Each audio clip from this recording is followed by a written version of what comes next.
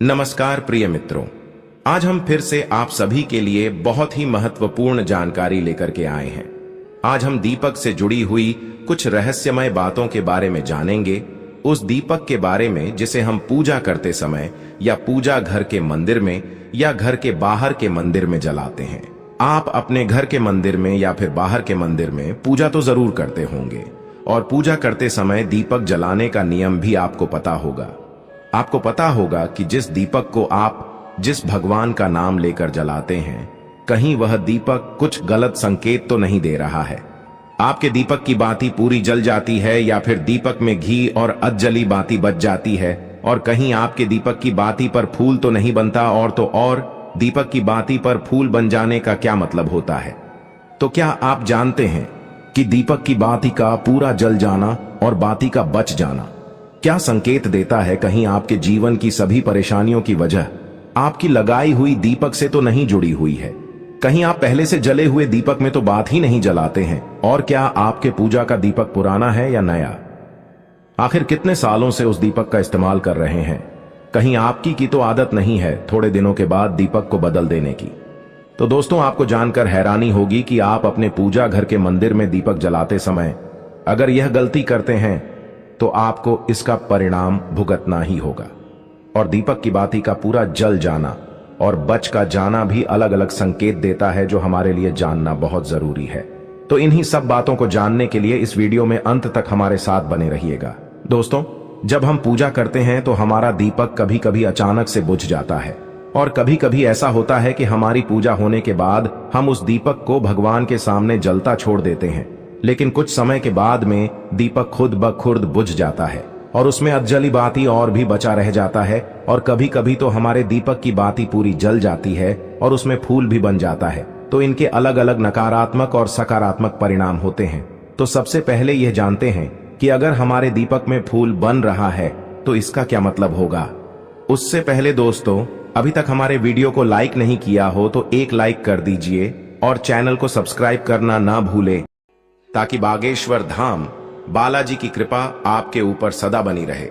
प्रिय मित्रों, अगर हमारे दीपक की बात में फूल बन रहा है तो इसका सीधा सा मतलब है कि भगवान ने हमारी प्रार्थना को स्वीकार कर लिया है और वह हमारी पूजा से प्रसन्न है।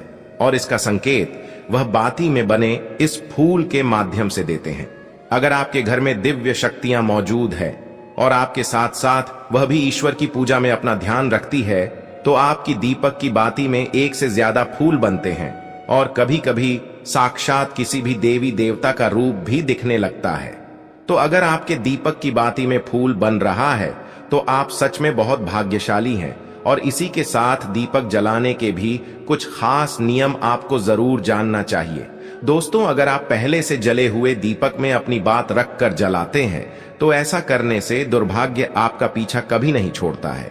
अगर दीपक में पहले से जली हुई बातें की राख या फिर रोई और क्लॉज है और आपने अपनी बात ही इसमें रख कर जला दी, तो ऐसा करने से भगवान आपसे प्रसन्न होने की बजाय आपसे नाराज हो जाते हैं और आपको इसके बहुत ही भयानक परिणाम देखने को मिलते हैं और आपके बनते काम बिगड़ने लगते हैं।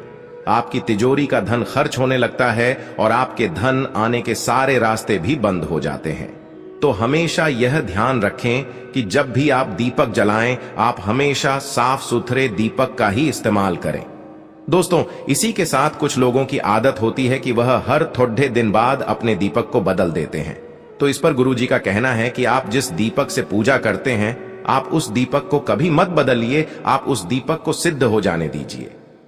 जब कोई दीपक रोजाना भगवान के सामने जलता है तो वह दीपक समय के साथ सिद्ध हो जाता है। भगवान की सकारात्मक ऊर्जा, भगवान का ऑरा, भगवान की ऊर्जा उस दीपक में आ जाती है और जब भी आप वो दीपक जलाते हैं तो आपका तन और मन दोनों पवित्र हो जाते हैं।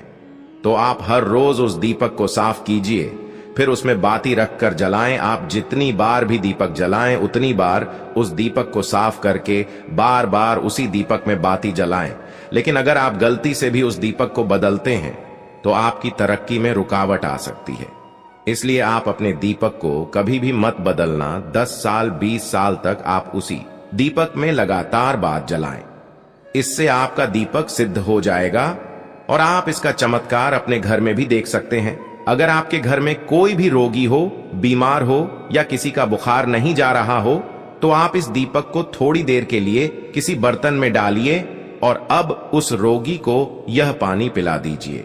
10 से 15 मिनट के भीतर उसका बुखार उतार जाएगा।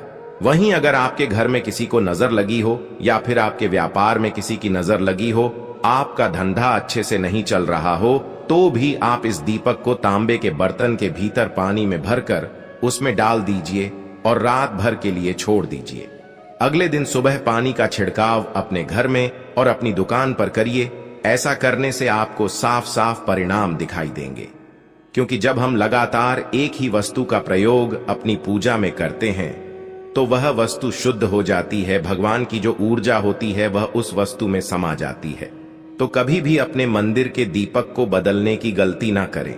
दोस्तों, अगर आपके मंदिर का दीपक टूट जाता है या फिर खराब हो जाता है या खंडित हो जाता है, आप तभी उस दीपक को बदल सकते हैं। लेकिन फिर भी आप उस दीपक को ना फेंकें, बल्कि इसे अपने घर में संभाल कर रखें, क्योंकि यह भगवान की सकारात्मक ऊर्जा का भंडार होता है। वहीं अब आपको यह भी बता देते हैं कि अगर आपके दीपक की बात पूरी नहीं जलती है, आपके दीपक में ही बच जाती है, तो इसका क्या परिणाम होता है।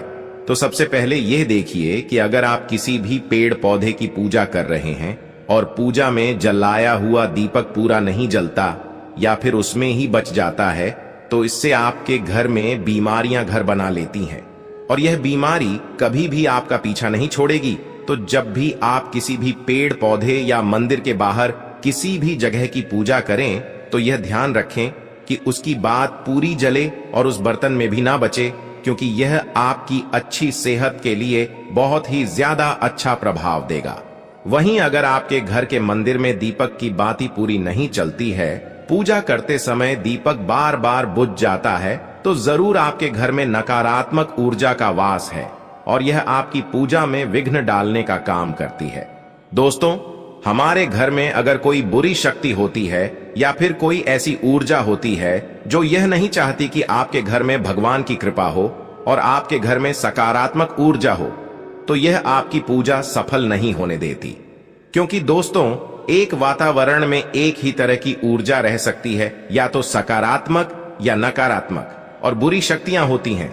वह यह कभी भी नहीं चाहती कि आपके घर में देवी शक्तियों का वास हो, क्योंकि अगर आपके घर में भगवान ने अपनी कृपा की तो उन बुरी शक्तियों और ऊर्जाओं को आपके घर से जाना पड़ेगा।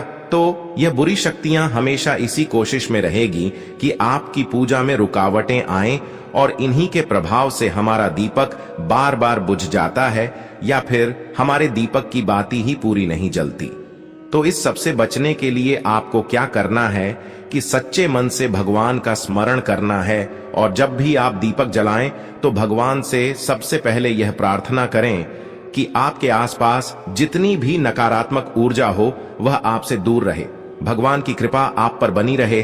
साथ ही ऐसी शक्तियों से बचने के लिए जब भी आप दीपक जलाएं तो गंगा जल से एक गोल घेरा बना ले और इस गोल घेरे में दीपक को रखें, क्योंकि दोस्तों, गंगा जल बहुत ही पवित्र माना गया है और महादेव का वरदान भी गंगा जल को मिला हुआ है। तो गंगा जल में सबसे पहले तो कोई भी बुरी शक्ति प्रवेश नहीं कर सकती, इसलिए कभी भी गंगा जल खराब नहीं होता और गंगा जल हर तरह की ऊर्जा को सकारात्मक ऊर्जा में बदल देता है।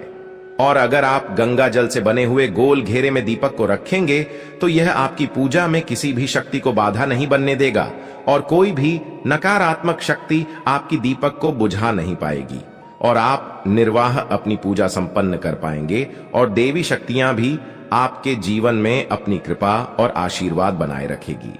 हिंदू धर्म में पूजा पाठ को बड़ा महत्व दिया गया है और रोज भगवान की पूजा को अनिवार्य बताया गया है। लोग इसका पालन भी करते हैं, लेकिन कई बार देखा गया है कि कुछ लोग हमेशा इस बात की शिकायत करते हैं कि वो पूजा तो कर रहे हैं लेकिन उन्हें पूजा का फल नहीं मिल रहा। दिन रात भगवान के नाम को भजते हैं लेकिन भगवान उनकी प्रार्थना नहीं सुन रहे। इसके कई कारण हो सकते हैं, लेकिन एक बड़ा कारण पूजा के नियमों में गड़बड़ी होना भी है। लोग जाने अनजाने में भगवान को कुछ ऐसा चढ़ा देते हैं जो उन्हें प्रिय नहीं होता। ऐसे में हो सकता है कि भगवान नाराज हो जाएं और पूजा का फल न मिले। इसलिए हम आपको बताने जा रहे हैं कि पूजा पाठ करते समय आपको किन बातों का विशेष ख्याल रखना चाहिए। दोस्तों, पूजा शुरू करें उससे पहले देख लें कि पूजा घर में एक देवी या देवता की एक से ज्यादा मूर्ति ना हो। पूजा के लिए जब दीपक जलाएं तो उसे कहीं भी रखने के बजाय सही जगह पर रखें। अगर दीपक तेल का है तो उसे बाईं तरफ, और अगर दीपक घी का है तो उसे दाईं तरफ रखें। बाकी के पूजन सामग्री को बाईं तरफ ही रखें। पूजा स्थल पर जितने लोग मौजूद हैं वह सामने भगवान की तरफ मुंह करके बैठें। भूल कर भी पीठ दिखाते हुए न बैठें। भगवान गणेश को तुलसी, भगवान विष्णु को चावल और सूर्य देव को बेलपत्र भूल कर भी न चढ़ाएं। बेलपत्र महादेव को काफी प्रिय है, इसलिए हमेशा भगवान शंकर को बेलपत्र चढ़ाएं। वहीं गणेश जी को हरी दूर्वा, सूर्य भगवान को कनेर का फूल, माता दुर्गा को लाल फूल, आए विष्णु जी को तुलसी चढ़ाएं। कई लोगों की आदत होती है पूजा के बाद मूर्ति पर चढ़े सिंदूर को अपने माथे पर लगाने का। ऐसा भूल कर भी न करें। कभी भी दीपक से दीपक न जलाएं। पूजा करने के बाद भगवान से भूल चूक से हुई गलतियों के लिए क्षमा जरूर मांगे और अपने मंदिर में सिर्फ प्रतिष्ठित मूर्ति ही रखें। उपहार, कांच, लकड़ी एवं फाइबर की मूर्तियां न रखें एवं खंडित, जली कटी फोटो और टूटा कांच तुरंत हटा दें। शास्त्रों के अनुसार खंडित मूर्तियों की पूजा वर्जित की गई है। जो भी मूर्ति खंडित हो जाती है उसे पूजा के स्थल से हटा देना चाहिए और किसी पवित्र बहती नदी में प्रवाहित कर देना चाहिए। खंडित मूर्तियों की पूजा अशुभ मानी गई है। इस संबंध में यह बात ध्यान रखने योग्य है कि सिर्फ शिवलिंग कभी भी किसी भी अवस्था में खंडित नहीं माना जाता है। पूजा घर में मूर्तियां 1 से 11 इंच तक की होनी चाहिए, इससे बढ़ ही नहीं होनी चाहिए, तथा खड़े हुए गणेश जी, सरस्वती जी, लक्ष्मी जी की मूर्तियां घर में नहीं होनी चाहिए। तो दोस्तों, उम्मीद करते हैं कि आपको हमारे द्वारा बताई गई यह जानकारी पसंद आई होगी। तो वीडियो को लाइक करें और कमेंट में जय सीताराम, जय हनुमान, जय बागेश्वर धाम सरकार जरूर लिखें। आज के लिए बस इतना ही। मिलते हैं किसी नई जानकारी के साथ। धन्यवाद।